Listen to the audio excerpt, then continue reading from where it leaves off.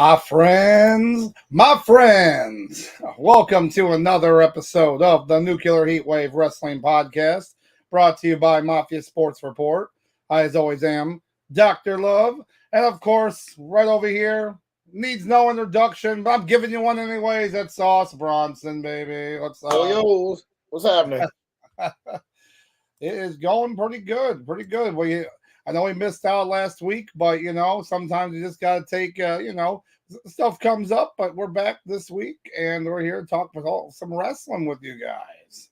So, obviously, we do have Road to WrestleMania is still driving forward, and we have the last pay-per-view for WWE before WrestleMania, and that is Elimination Chamber in Perth, Australia. So, before we kind of get into that a little bit, I'll tell you right now, this whole thing with The Rock, man, talk about, you want to keep talking about it, and it's making the whole wrestling world talk in general. So, but before we even get into that, we do got D-Town guy in the house. What's up, fellas? Yo. What's going on? What's going on, man? Hey, you're going to join us for our Elimination Chamber show on Saturday, 5 a.m.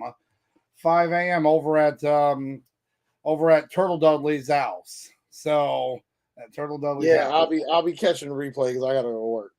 Sauce, come on. Okay, if everyone thinks that Sauce should watch the show live with his other downriver brethren, I think everyone should keep saying yeah. And making sure to keep saying that. And D-Town guy gave us our answer.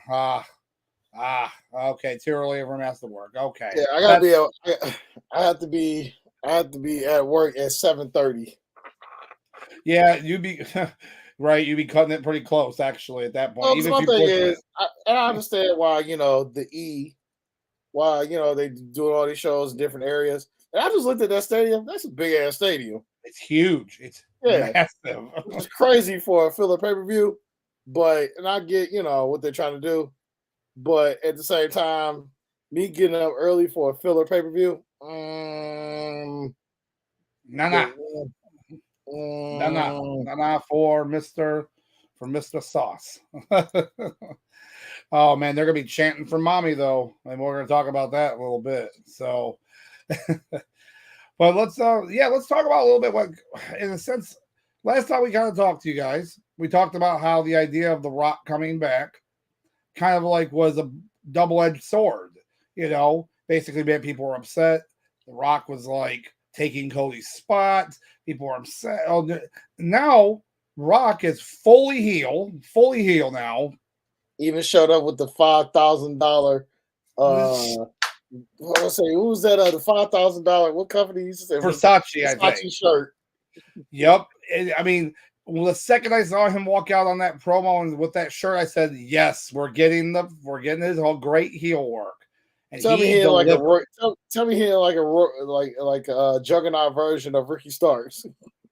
I know, right? Ricky Starks is like, "Oh, hey, what's up, guys?" It's like Captain America before he has the serum. Yeah. And then Captain America too. Oh my god. And his work it's flawless, man. He took that crowd and then just shut them up, got them cheering. And what's crazy is you pull an audible like that and you get the crowd back on your side. But see, here's the thing. You're never going to get the internet wrestling community is just toxic, in general. They just kind of, you can't make them all happy. So that's what they have to stop thinking they can do. You're not going to make everyone happy. Don't just read. Like, this was different. The majority of people didn't like the Rock thing, right? It was the most disliked video in WWE history on YouTube. I mean, everybody just caught up to what I've been saying about the Rock since 2011. Is how he's been pretty washed up. Yeah, exactly. So now I just read about this actually, and CBM had to bring this up, so I have to get some for the next show. But we get some of that new Big Dwayne Energy drink that he's selling. And this, yeah, Big Dwayne. It's like, what are you selling this for? You don't need it. You know, Really? everybody's trying to get in the market of either energy drinks or weed. It's one or the other. Yeah. Yeah. So that's crazy. It's absolutely crazy. So, and then CBM here. Let's see. We got. I'm honestly tired of The Rock. He looks ancient now and talks out both sides of his neck. You know, What's happening is, you know, certain legends, they kind of like, you know, for the longest time they were like, you know, kind of evolve with the times.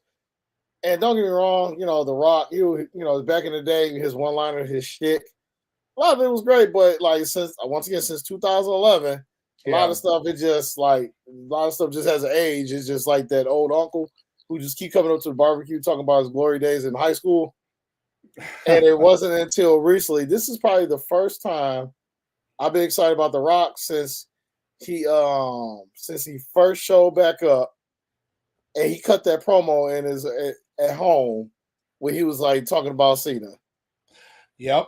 That was a great promo. Like and then you make complete sense when we talk about that. Yeah, and that's where like right now, so we do have another chat here, looks like from Eric Travers, saying that you guys don't know shit about The Rock. Well, I beg to differ, since literally I've grown up with wrestling before Rock started wrestling. I mean, shout out to Eric, but here's the thing. Here's the thing about wrestling fans. We love our heroes, we love these guys, but one thing is you got to stop looking at these guys with nostalgia glasses on. Like, yes, if The Rock walked out there right now, I'd say he's going to get a big pop, no matter what. Yes, the crowd's going to pop for him. But look at The Rock for the past 15 years. Everybody who he's gotten into the ring with has surpassed him as far as on the mic. They've just run laps around him. CM Punk said his arms are too short to box with God himself. John Cena literally just made this dude look like a fool for cutting promos for like a year, where he called out, you know, his lines on his wrist. And it's just the only time between when he showed up in 2010, 2011 and recently, the only time between that was when he cut that promo against New Day, where he's talking about the unicorns, like they all had 3 penises on their head. Now that was gold. But I mean, for the most part, where you got this old relic coming out here saying, "Oh, we're trending on Twitter. Oh, we're doing this now, doing that now," and even recently with Jinder Mahal, when The Rock came out there against Jinder Mahal, it was just like I was sitting there just like, "Oh my God, can we just get this over?" You mean that great Jinder Mahal promo? Oh, the real MVP, because the real MVP of that promo was definitely Jinder Mahal. It was not Mr. Dwayne. Oh man, that's funny. I mean, granted, you know, Mahal just went out there, you know, got the cheap heat or whatnot, you know, as far, you know, as I'll call it, the foreign cheap heat. And for the most part, you know, like I said, when Dwayne came out there, he was just dragging along, you know, all the stuff that from the Attitude Era or whatnot. It's just like, that shine ain't really there, Dwayne. So, but yeah, so to guys like Mr. Travers, shout out to you for stopping by. But at the end of the day, yes, I understand some of these guys are probably, you know, you see some of these guys as heroes, but at the same time, you gotta stop looking at these old dinosaurs with nostalgia glasses on. That's true. You know, that's nothing will ever take away from any of their accomplishments before. Never. So, yeah. But you know, I will say though, the heel work is what he absolutely needed, and seeing the Versace shirt come out, it was nice. It was nice seeing that promo happen, especially when they had to pull an audible for these whole shenanigans. Yeah. It's like, what's that place with all the shit on the walls? You mean shenanigans? But yeah, you know, it's just they still have to figure out what they want to do, and I still think the most viable option is that tag match idea, or the first night is a tag match, because as opposed to having a singles match for Rock, it would be, you know, Rock and Roman, because they're already at this point, it's like the bloodline, we're together. So to have them separate matches makes no sense, but having them together, tag match night 1, Cody and Seth Rollins, you already had them out there for it, have him. There you go. And that whatever shenanigans, whatever issue happens on that first night, The Rock will then either, on the second night help Cody win, by like not helping Roman. Like one of those kind of spots where you see like Roman sees Rock come down, but then instead of actually helping him, he doesn't because he's mad at, like, he says, you know what, Cody should have finished the story the whole time, or they'll play it that way. So then you'll see like that dumbfounded look on Roman's face zoomed in with the camera, like, oh, what? And then the next thing you see is like Cody hitting the Cody cutter, and then yada yada yada. Like, it's, let's say your vision comes to fruition. Mm-hmm. These guys do a tag match. How many minutes do you give The Rock before he just tires out? Well, that's the best reason why having a tag match makes the most sense, because most of the match is going to be like most of the match would just be kind of like a lot of stare down type situation, hit every single one of his moves. So yeah, being blown up slightly, not that long, but again, the tag match, it's going to be perfect for setup for him. I'm giving the People's Champion 3 minutes before he just like tires himself out. So it looks like we do have, let's see, we got the Mafia talk here. We got that. We got, what's up, fellas?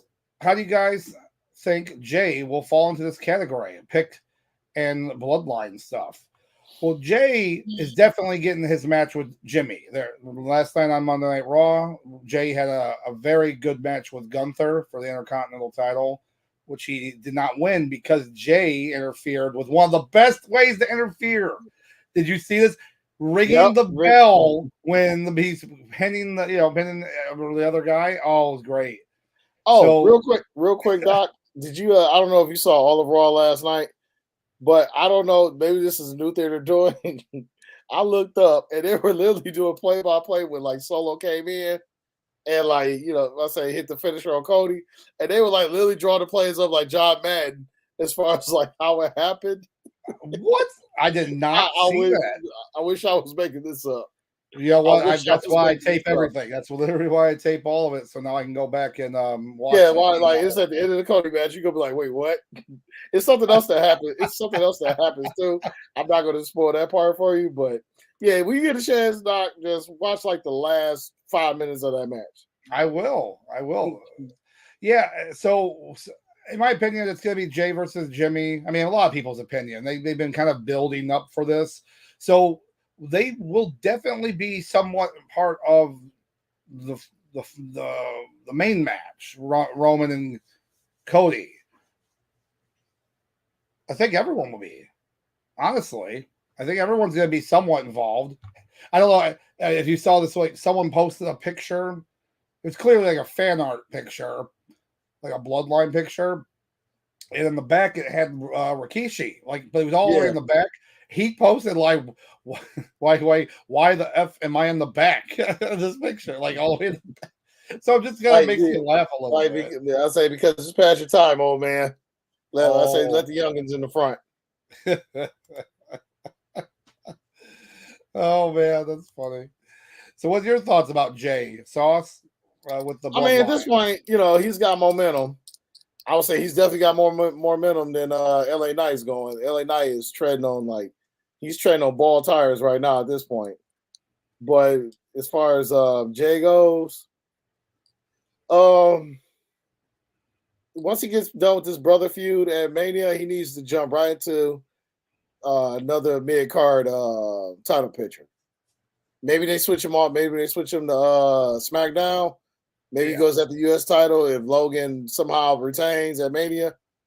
But I feel like he's got to like go at the mid card belt because at that point then he's basically just gonna turn all that. Let's say all that shine is gonna wear off. Then he's just basically gonna be wrestling on Sunday Night Heat in 205 Live. Oh my god! Even though one of those barely exists. Oh, and you brought up LA Knight because I had seen that D-Town guy was asking about that too. To me, I'm a little bit more so that they are still pushing him. They're giving him TV time. I think the idea, hopefully, is that they still are going to push him to face Logan Paul at WrestleMania. I think what's going to happen is it's going to start now at Elimination Chamber. You're going to see and we're going to talk about that in just a little bit because these guys are going to interact with each other. I think that's where it's going to start, and you're going to start seeing the feud build there. Now, LA Knight's been still on TV, still giving promos and getting good. Fans are still behind him. But you're right. We talked about this a couple weeks ago and maybe a month ago. If he doesn't win at WrestleMania, it's kind of it won't make sense. It really won't make sense for his character. And it's like, I'm fully one of those people that believe that you don't need a title sometimes. Some wrestlers just don't need a title. But how much they've pushed him, how much he's kind of deserved it, he's earned it. He really does deserve it now because people are going to wonder, like, well, okay, is he going to win something? Is he going to win a title? Their boneheaded move of having him face Roman Reigns for, just to which feed made 0 sense, which did not need to happen at all. Correct. So something like that means, well, at least he'll win a secondary title. And then the crickets are chirping, and you're like, huh? What? Where's it? So I think he'll win at Mania. I think he'll face Logan Paul. And I mean, I'm just hoping because that would be very disheartening. If LA Knight loses at Mania against whatever match he has, as soon as he walk out that ring, go to the back room, go past Gorilla, he needs to just walk past everybody and go right back to TNA. Yeah. Oh yeah. So, all right. Let's see something. I'm just making sure I didn't miss anything here. So, what we're going to do now, since we're getting a few more questions about basically the show, we'll start covering the preview for the Elimination Chamber. And I think one of the best part is we'll start off with the actual men's match, just because we got some good related questions here at this point about it. Now, this Elimination Chamber match is obviously it's in Perth, Australia.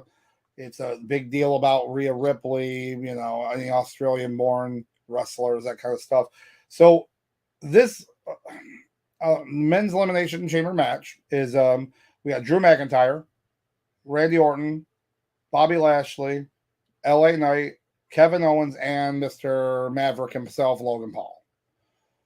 And a lot of times when you see these Elimination Chamber matches, by the way, this is both Elimination Chamber matches are just for a number one contender for those titles. So no actual title.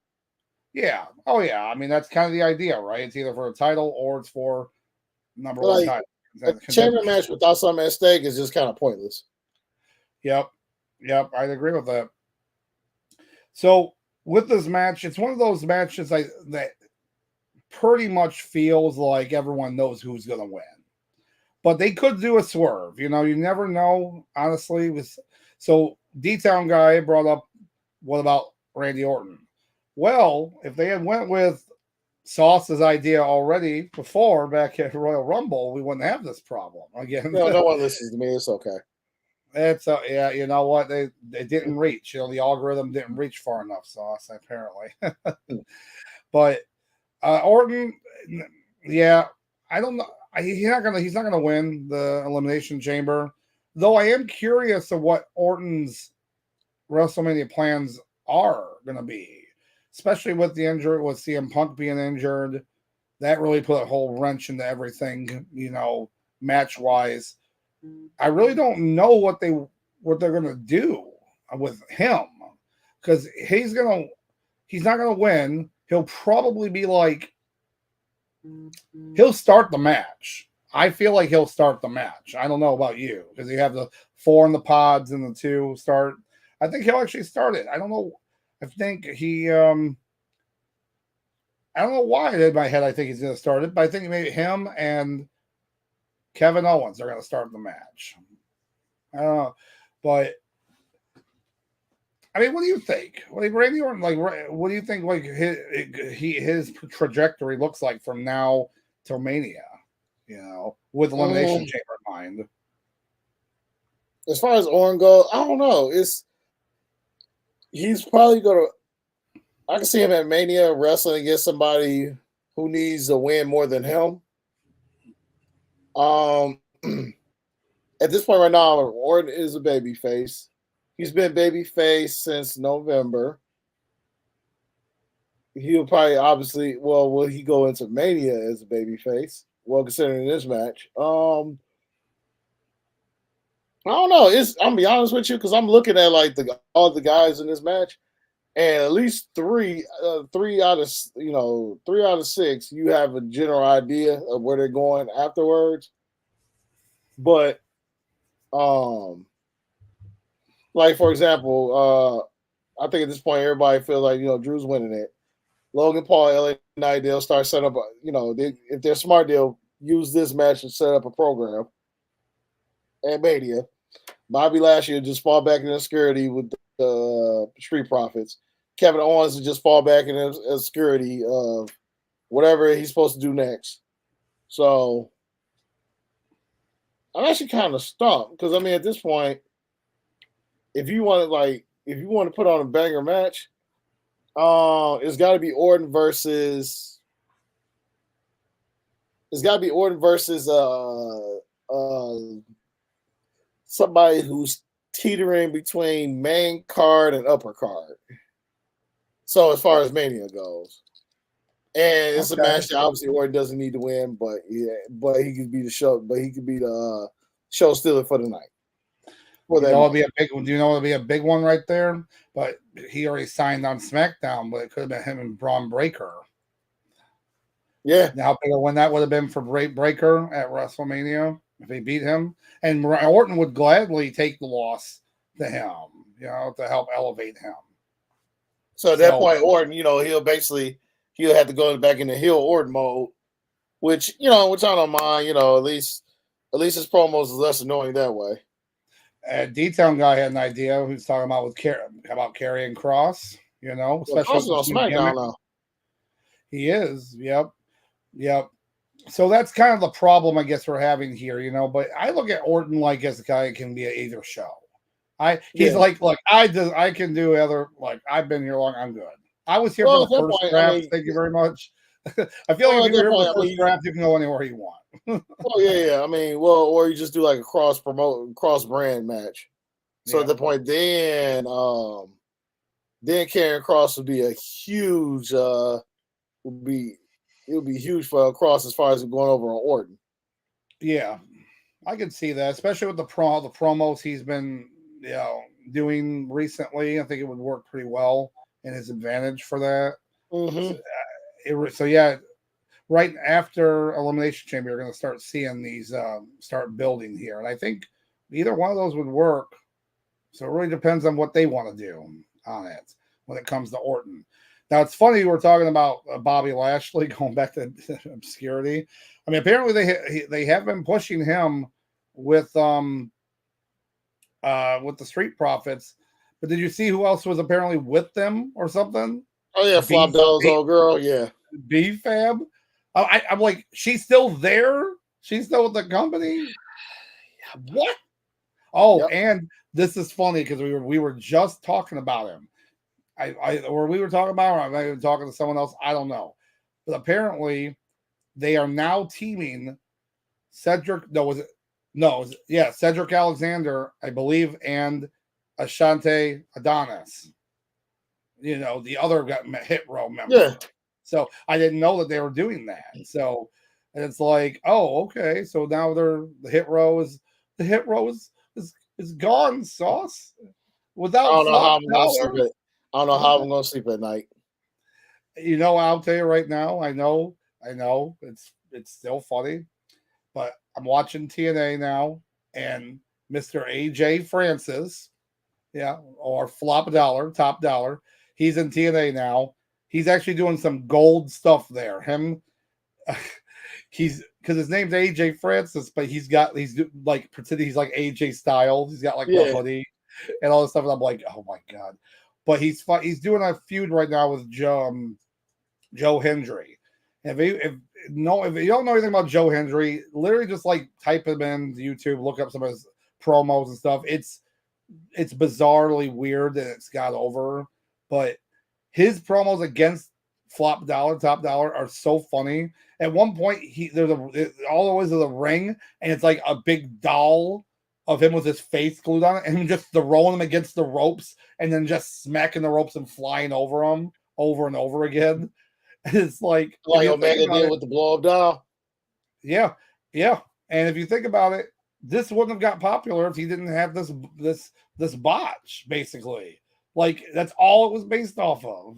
I mean, sure, look at Titus O'Neil. I mean, that man literally slid his way into the position he's at WWE right now. Oh my gosh. He really did, didn't he?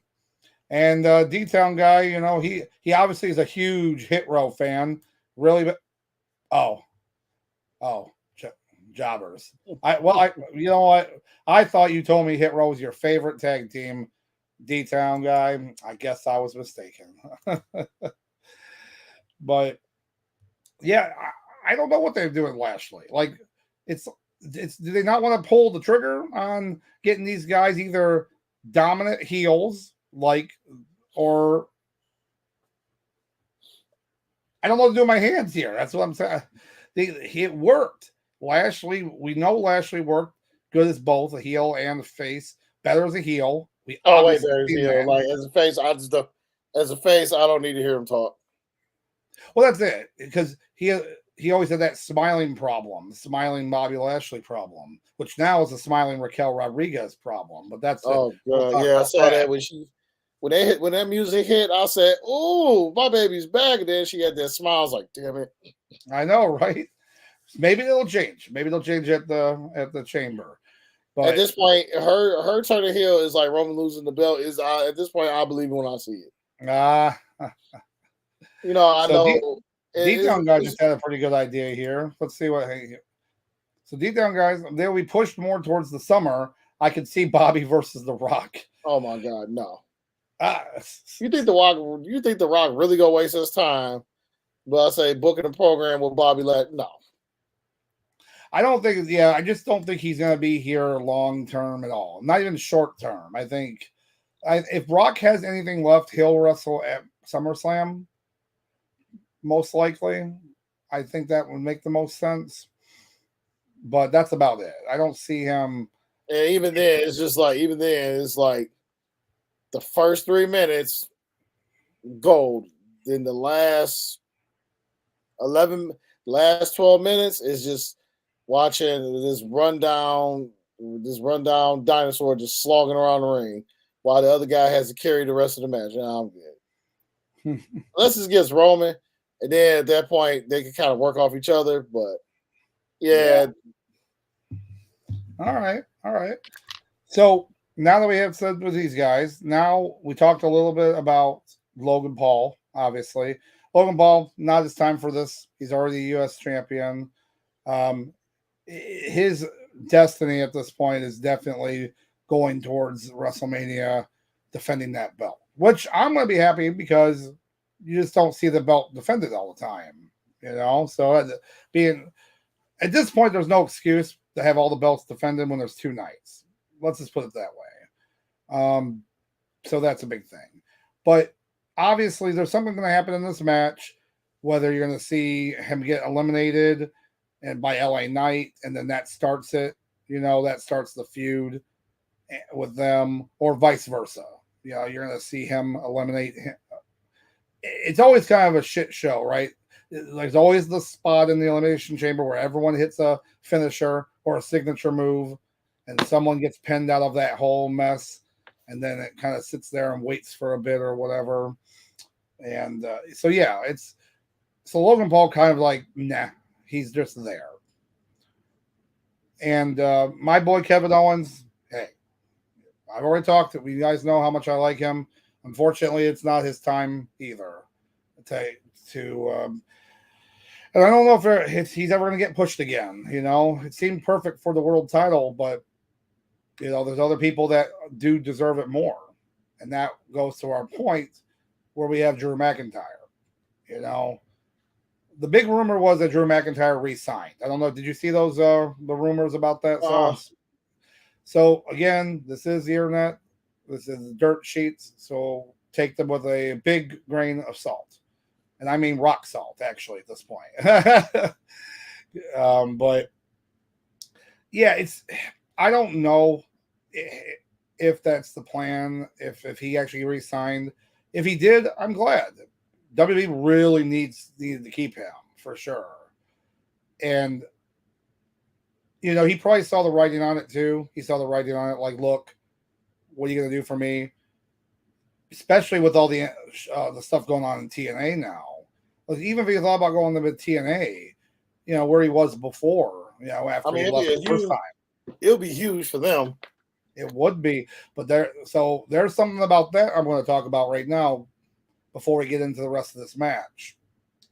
So, we talked briefly about how in TNA they had their rebranding back to TNA from Impact. Great. Yeah. Pay-per-views are good, some good wrestling. Then Scott D'Amore was let go.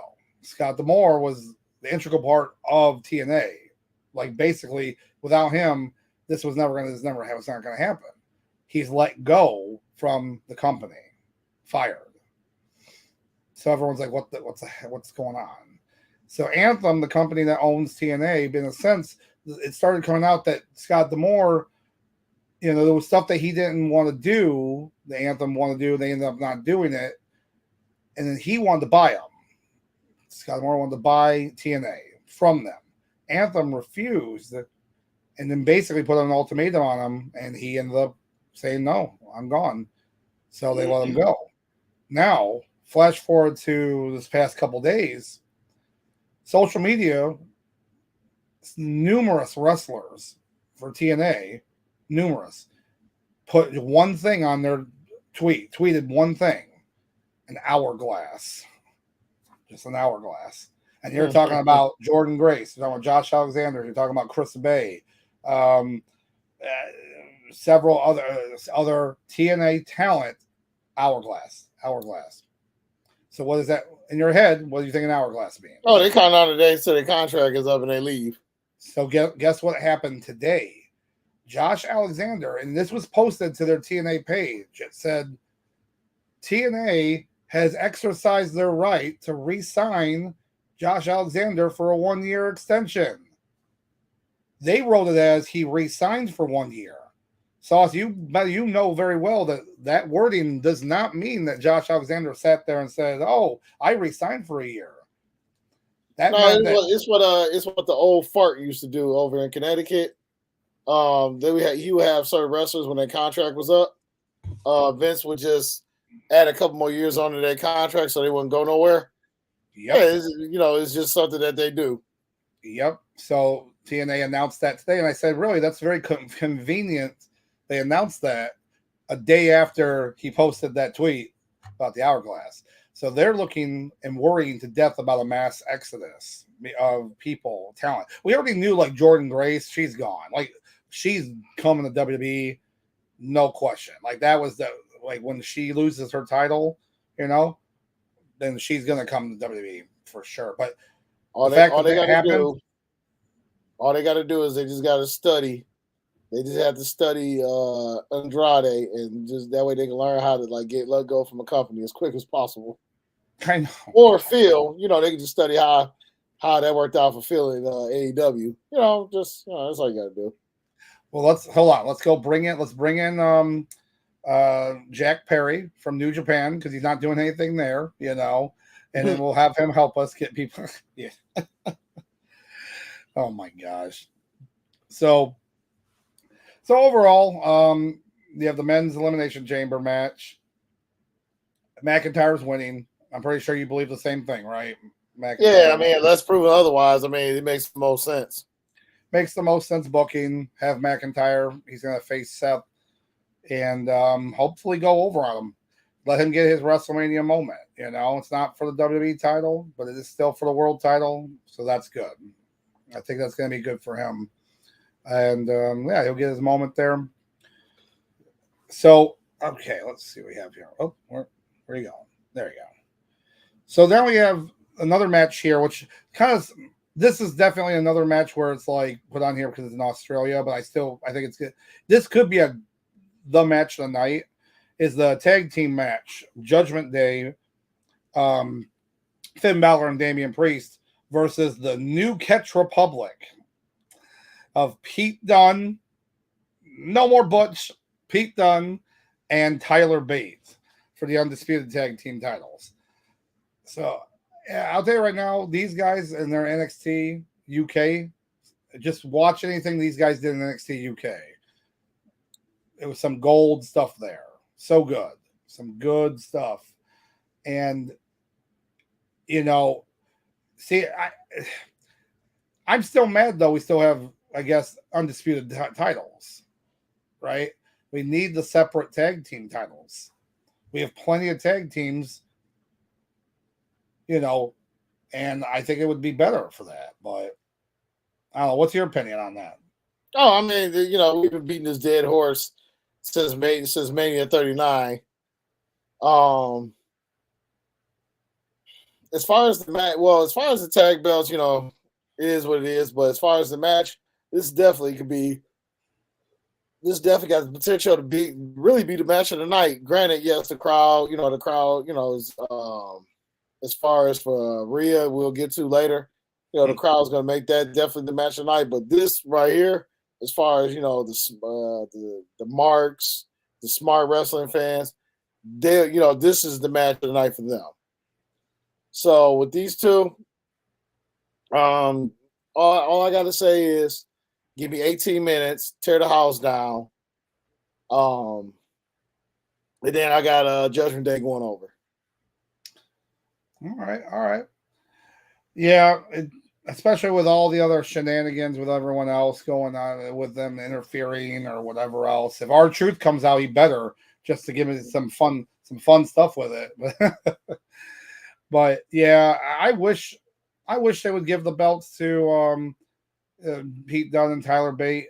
I mean, there's precedent. I mean, Judgment Day lost those belts, you know, briefly, and then got them back. So it's not like they're on some big long streak they got to keep the belts for. But this would have been a great Mania match with these two. At that point, then yeah, I can see what's the name, Bates and Dunne going over. But once again, like, I don't know, for some reason I just see this, you know, as a filler pay-per-view. I don't see how Judgment Day loses these belts right now. Yeah, and that's basically where we're at on that. So that makes the most sense. All right, so we do have. Let's take a look here. We'll move right along. So we do have the women's match, which just got finalized yesterday on Monday Night Raw, where you have Becky Lynch and Bianca Belair, Liv Morgan, Tiffany Stratton, Naomi, and Raquel Rodriguez. So who filled the last spot yesterday? That's what she said. Hey-o. And my bell's gone. So it's moved. It's moved. So what are your thoughts on this match? Right off the bat, nothing else to talk about? I'll be honest with you. This match needs to be I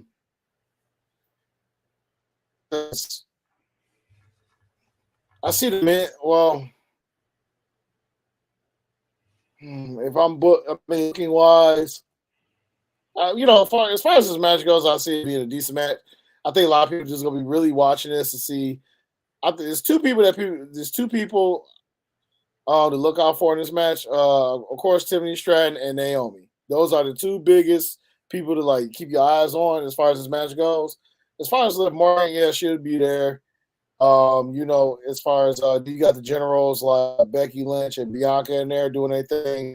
So, but yeah, the two that you really want to keep your eyes on, Naomi and Stratton. Now, as far as booking wise, so Doc, let me ask you a question. Yeah. What goes on? What's the closer? The closer of the show. Yeah, what closes the show? Well, in my head, it would be The Rhea men's versus rumble Nia or Jax. the championship match? So yeah, it would be Rhea versus Nia Jax because Okay. only because it's in Australia, and I feel like that would make the most sense. But they could make it one of the Elimination Chamber matches. So yeah, So the way I look at it, because the reason why I can see this match, I think it's gonna be a solid match, but in order for all this to work, so the women, I know we're foreshadowing a bit, but the women's championship match has to go on. Will have to go on last. Then the opening chamber match will probably. I'm guessing the men's will probably open. Then you'll get the tag team match as far as tag team match. And then the women's.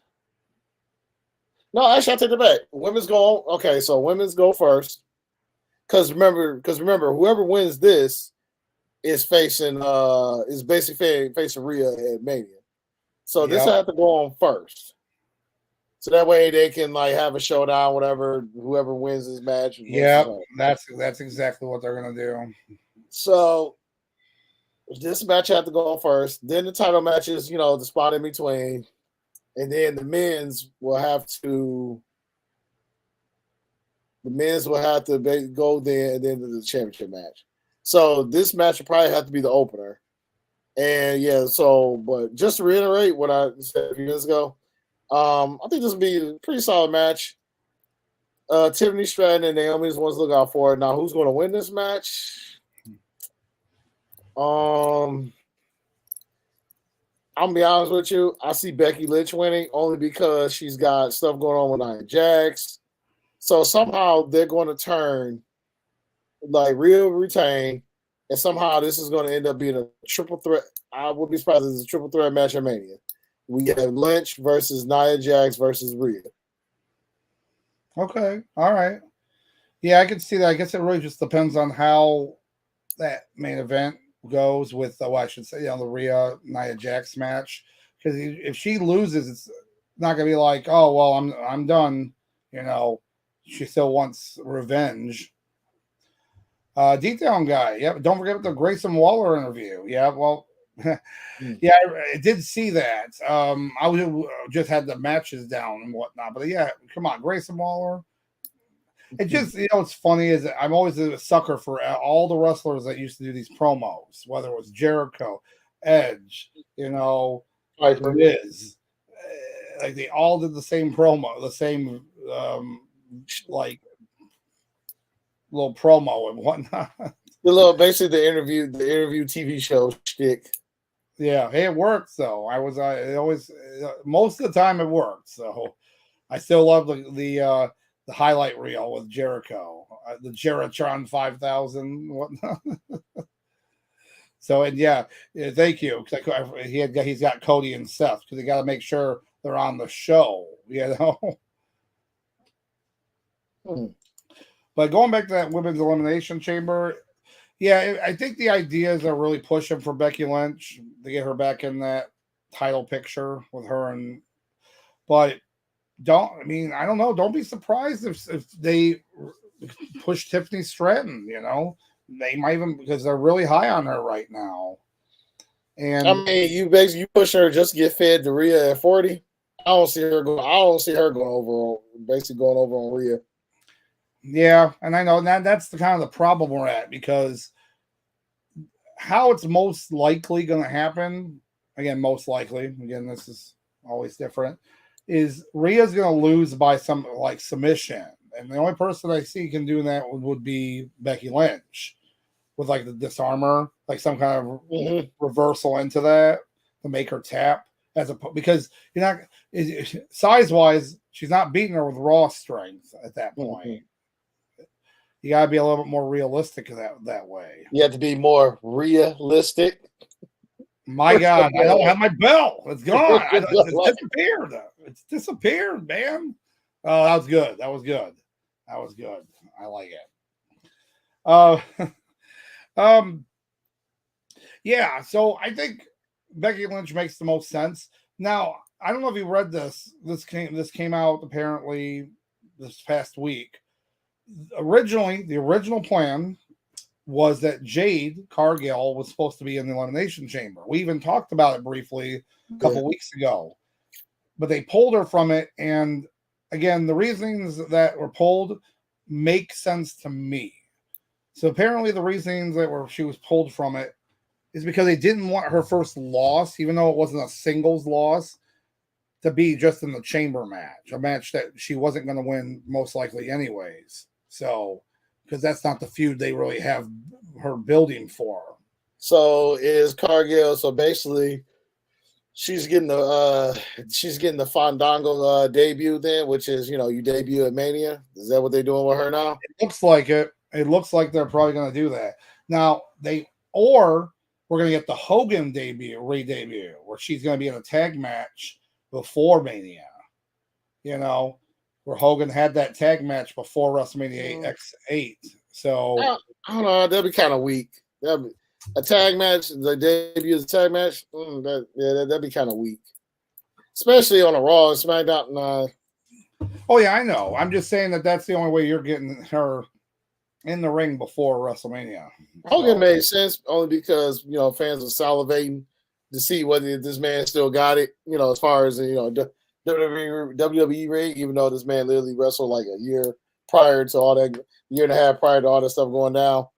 But yeah. So they're really pushing that whole thing with her, and we assumed it was going to be with like Bianca Belair, and now mind you, Bianca being in this match begs the question that Jade still might come out to maybe. Now you can't really interfere, obviously, in the match, but you can kind of. How many times have we seen them still come out, bug them through the cage, hold the door, the sliding door, the part or whatnot. So there's a lot of things that they could do in regard to that, and that could set up something. D-Down guy got a question. Who are the women's tag team champions? I would joke and be like, who cares? Nah, I care. It's the Kabuki Warriors are. Yeah. So Asuka and Kairi Sane. But because I care about my titles. But yeah, most people will be like, who? Who cares? But yeah, so right now they're going to hold on to those titles until WrestleMania. They'll have some kind of fatal 4-way tag match like they usually do for the men's, for the women. That's what you're going to see. Yeah, it's called give a whole bunch of people something to do. Yep. You're going to see for sure. You're going to see those two. You're going to see Alba Fire and Isla Dawn tag team against them. You're going to see Chelsea Green and Piper Niven against them. And then you're going to see, let me think of another team. I don't know. Maybe Zoe Stark and Shayna Baszler. There you go. Maybe those two together. They look like they could work well together. So that's the match. There you go. Boom. I booked it. There you go. Booked. Booked. I have the booked button now, I guess. So, but yeah, I think as for, like I said, with Jade Cargill, maybe she comes out and just gives her a stare down or something. I don't know. It might just be enough to get her off her game to lose. Because Bianca's, it doesn't make sense for her to win this, especially when you have Jade working there. It's all of it's actually about Becky. Hold up, Doc. Hold up. Oh, okay. All right. You can have Nia. You can have Nia versus Jade at Mania, and then we could finally get. I mean, Bianca could go over. I mean, Bianca could be surprised, go over, and we finally get that Bianca versus Rhea dream match that people have been wanting since both women since they got to the main roster.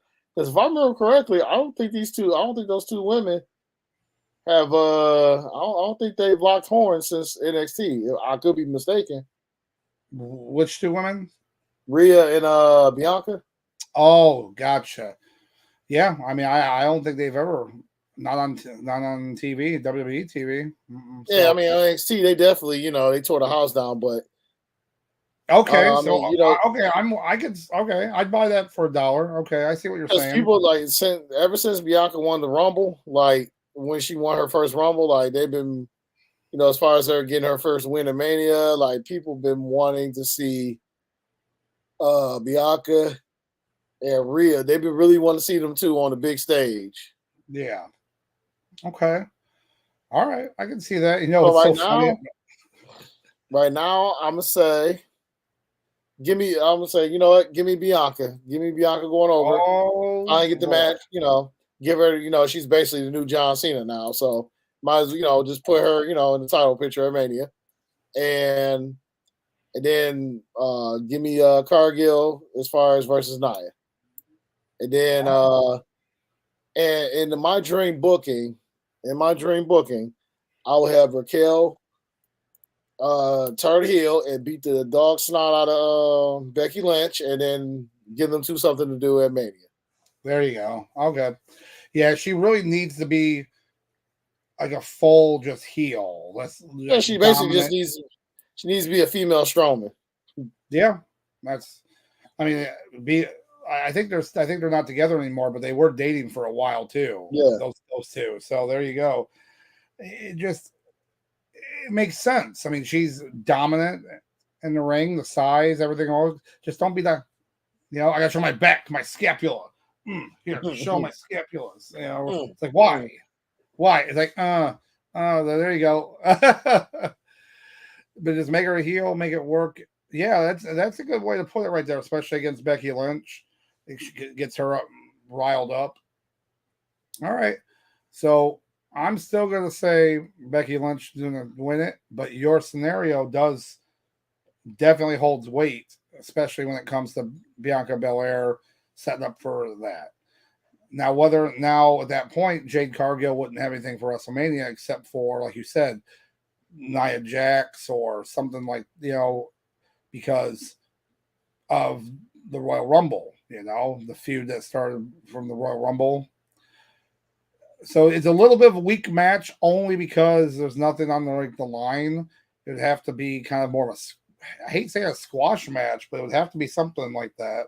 And the only reason why we could get it is that there's 2 nights of WrestleMania, so they could say what you want. And say what you want about Nia Jax.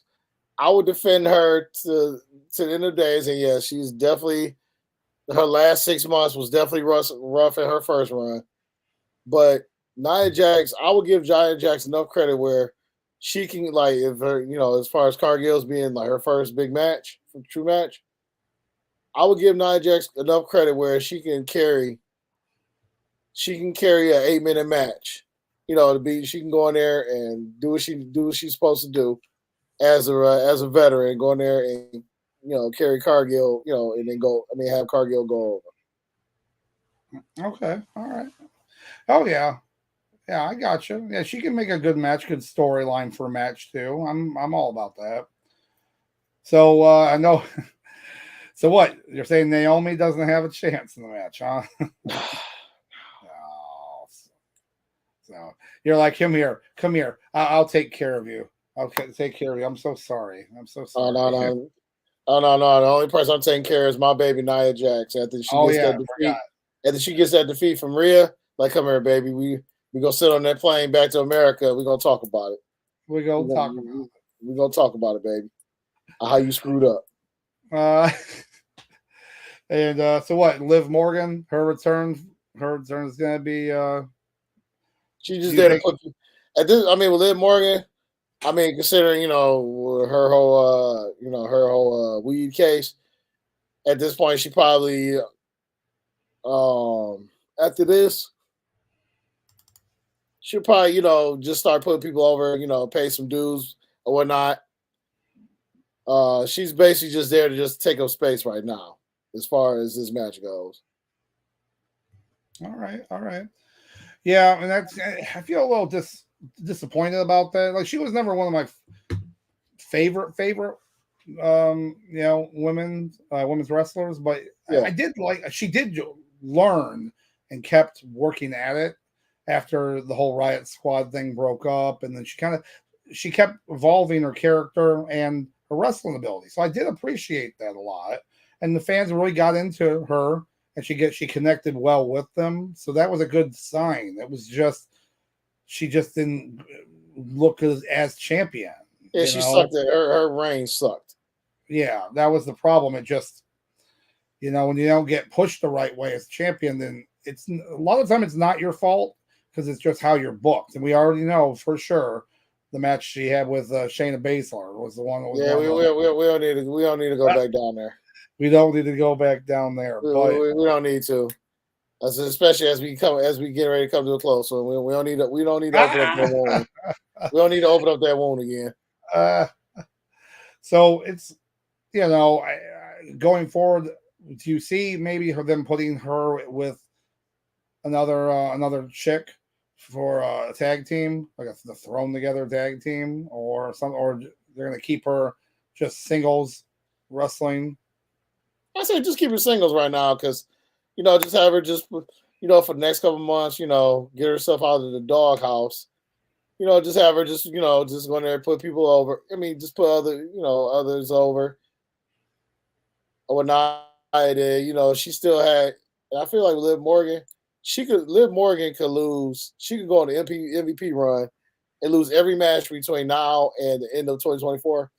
But because, like you said, the way that she's connected with people, she's one of those rare. She's like one of those rare stars that her constantly losing doesn't really hurt her. That's a good point. Yep.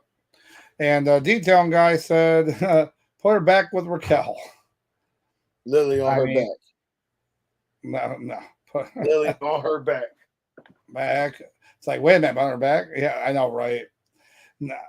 Nah. We want Raquel as a bad guy.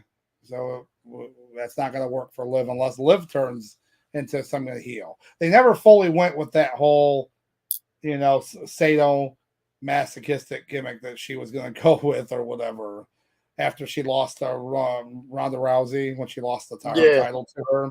And I'm like, guys, come on.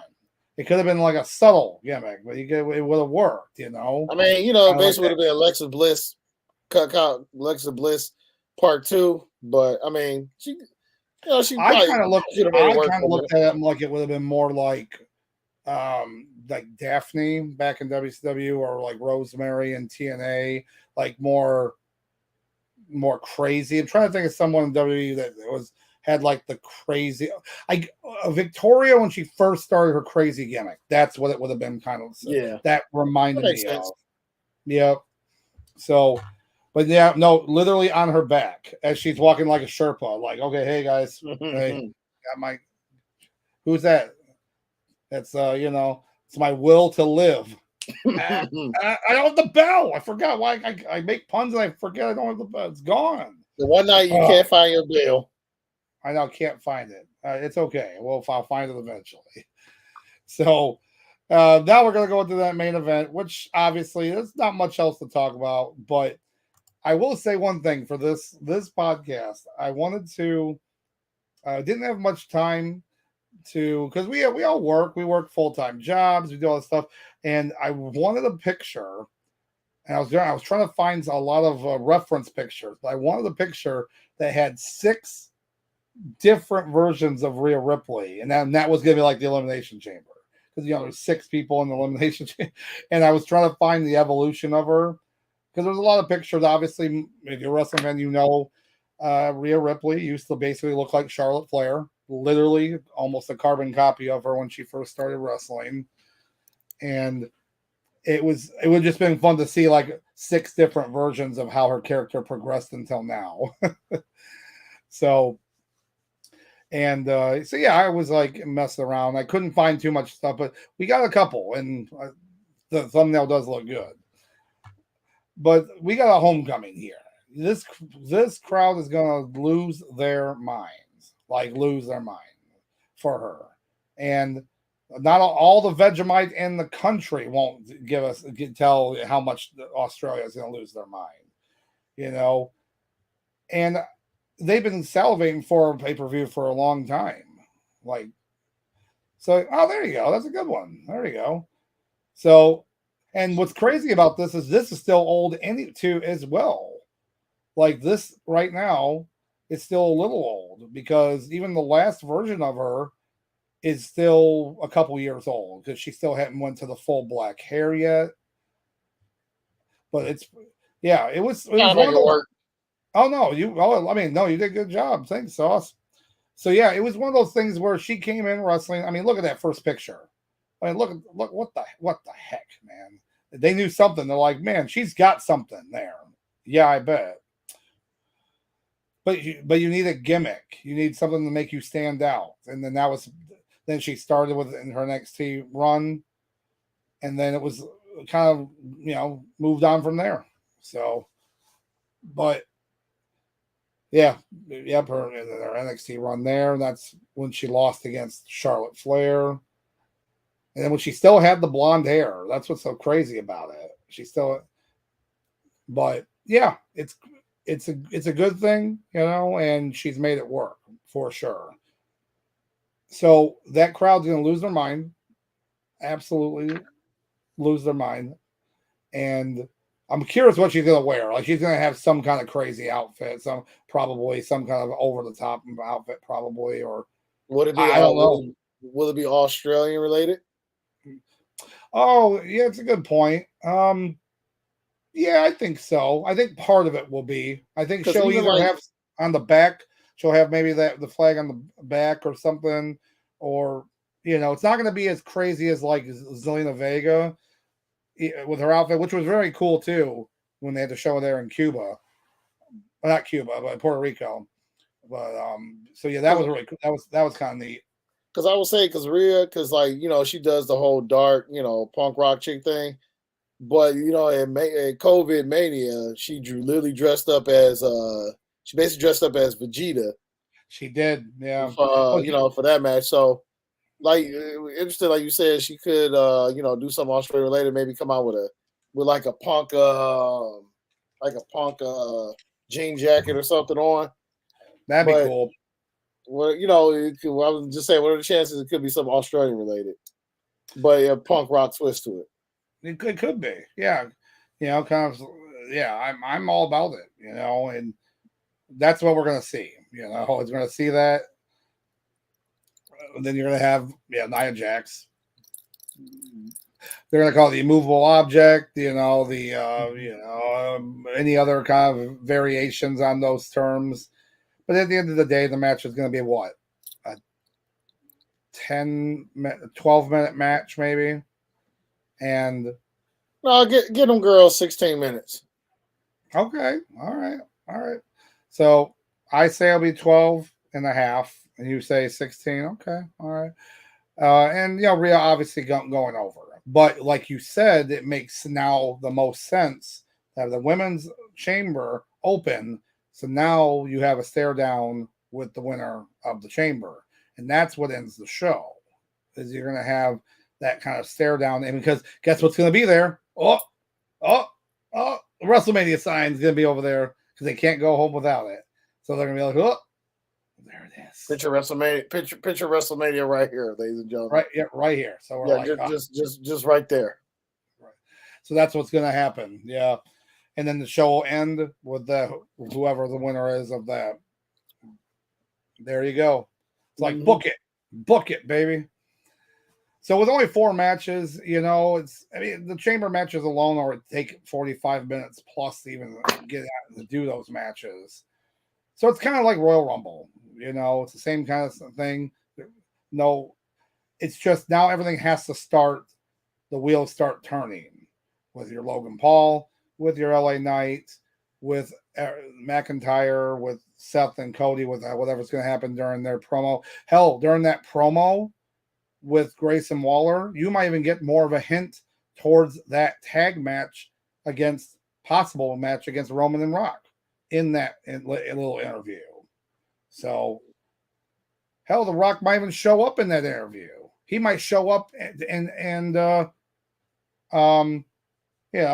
interrupt the interview. So you never know. And you know what? Sauce is going to miss it all because he's not going to watch the show with us, guys. Yeah, I'll watch the replay. It's all good. I totally understand. So, But yeah, so that's basically our preview for this show, which, as for, I hate saying filler because I always liked the Elimination Chamber, but I liked it back when it was the 2 miles of chain, 20,000 pounds of They call it, reinforced steel. it was called what was it, Satan's Playground? Satan's Playground. And this was all because Triple H wanted war games, and back in the day for Survivor Series, and McMahon, even though he did have the rights for war games, he didn't want to because it was so soon after the acquisition of WCW. So that's when it's like, Bischoff, hey, I got an idea. Let's come up with a new idea. And Elimination Chamber was born.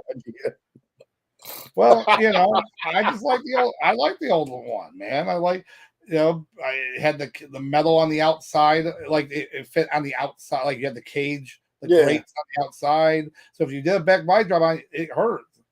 The only problem was they didn't design the top of the pods so then people could get on top of them because they didn't expect people to do that. So the first time like RVD in that first one got on there, he's all like, "Oh, I'm hunched up here so I can like jump off it." And they're like, "Oh wait, maybe we should have thought about that."